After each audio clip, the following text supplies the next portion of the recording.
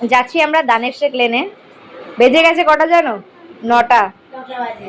ঠিক আছে, জানি না তারা কারা যারা 5টার সময় ঘুরতে বেরিয়ে যাচ্ছে। আমাদের তো বলি আমরা যাব 6টায়, বেজে যায় 9টা। ঠিক আছে, এখান থেকে হ্যাঁ 1 ঘন্টা ঘুরবো, চলে আসবো আবার। তো এই দেখো মাছ পিঠাটা কেমন লাগছে একটু জানিও। তো সবাই মিলে ঘুরতে বেরিয়ে গেলাম অষ্টমীতে। সামনেই যাচ্ছি দানের শেখ লেনে, বেশি দূর না। টোটো তো পাওয়া যাচ্ছে না, তবে অটো কিংবা বাস ধরে যাব।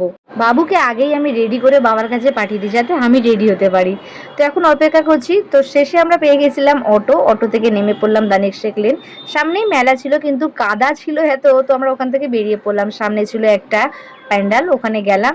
ঠাকুরটা বেশ ভালোই ছিল, প্যান্ডেলটাও খুব ভালো লাগলো আমার। যেহেতু সকালে বৃষ্টি পড়েছিল, কি বলতো, রাস্তাঘাট একটুখানি ভেজা ছিল, আর মাঠের দিকে যেখানে মেলা বসেছিল সেখানে কাদা কাদা হয়ে গেছিল। তো বাবুকে ঘোরাতে পারলাম না, ওখান থেকে বেরিয়ে পড়লাম। সামনে ছিল ফুচকাওয়ালা, তো দেখেই খেতে ইচ্ছা করলো। যেহেতু আজকে অষ্টমী, নিরামিষ, বাইরে সেরকম কিছু খেতে পারবো না। তো আমরা ফুচকা খেলাম সবাই মিলে। সবাই মিলে বলতে আমি আর মা, আমার হাজব্যান্ড একটা কিলো, আর বাবা খাচ্ছিল ঘুগনি, নিরামিষ। মা বাড়িতে রান্নাবান্না করেই এসছে যাতে আমরা বাড়ি গিয়ে খেতে পারি, বাইরের কিছু কেনা আজকে খেতে পারবো না। ওই যে বললাম অষ্টমী আজকে যেহেতু।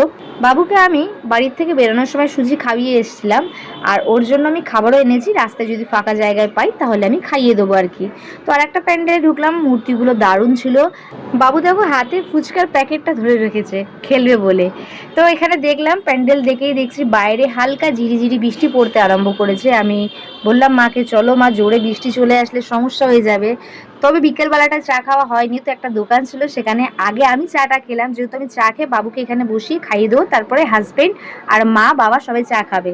তো এখানে আমি বসিয়ে বাবুকে খাওয়াচ্ছিলাম, তখন হাজব্যান্ড আর মা আর বাবা চা খাচ্ছিল। বাবারও চা খাওয়া হয়ে গেছিলো আগে। আর এখানে এই যে আমি টিফিন বক্সে এনেছিলাম বাবুর খাবারটা, বাবুকে খাইয়ে দিলাম। তারপর ওখান থেকে বেরিয়ে পড়লাম, সামনের দিকে এগোচ্ছি। ব্যাগের দোকান ছিল সামনে, 60 টাকা করে নিচ্ছিল। ওই যেহেতু বাবুর জলের বোতল নিতে সুবিধা হয়। আর আমি ক্লাচার নিলাম দুটো, যেখানে ক্লিপ সেখানে আমি। আমার এত লম্বা চুল, তো আমার আগেই চোখের নজরটা পড়ে ক্লিপের দিকে। এখানে বসেছি ইডলি নেওয়ার জন্য।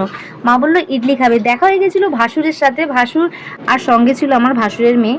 ওখান থেকে ওকে ইডলিটা খাওয়ালাম। তারপরে আমরা অটো ধরে নিলাম, বৃষ্টি পড়ছিল যেহেতু। চলে এসেছি বাড়ির দিকে। ততক্ষণে বেজে গেছিলো 11টার মতন। এখন সবার আগে যেটা করব, ফ্রেশ হয়ে বাবুর জন্য দুধ রুটিটা রেডি করব, তারপরে ওকে খাওয়াবো, কারণ ও যে কোনো মুহূর্তে ঘুমিয়ে যেতে পারে। আর আমাদের তো রান্না বান্না করেই ছিল। আমরা আবার বেশি দূরে দূরে ঘুরতে পারি না, কারণ ভিড়ভাট্টাটা আমাদের খুব একটা পছন্দ হয় না, তাই ফাঁকা জায়গায় যাই।